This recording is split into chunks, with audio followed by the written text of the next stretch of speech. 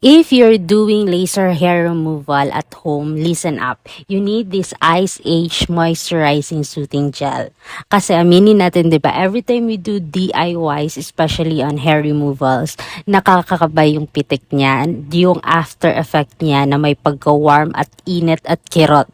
Tapos, minsan, dry and irritated pa yung area. We all want that smooth, hairless skin, pero yung hapde, syempre, di ba, medyo nakakatakot siya, especially if low yung pain tolerance. And the thing is, hindi ko lang to siya ginagamit just for the laser. In fact, mas ginagamit ko pa siya pag wala akong balak mag-shave or mag-laser. It's actually my go-to skin repair and moisturizer all-in-one na. Kasi it has the power of ice and aloe vera. So, it's super cooling. Pero yung pro tip ko talaga about this is, ilagay mo muna siya sa cooler nyo or ref nyo if you have one.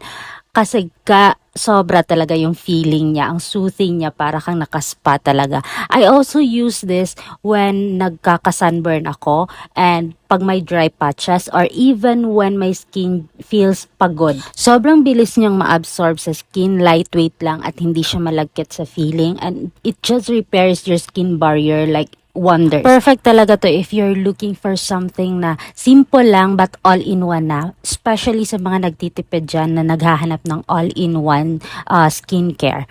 This might be a good choice for you guys. So if you're interested and curious about this, just check the link down below.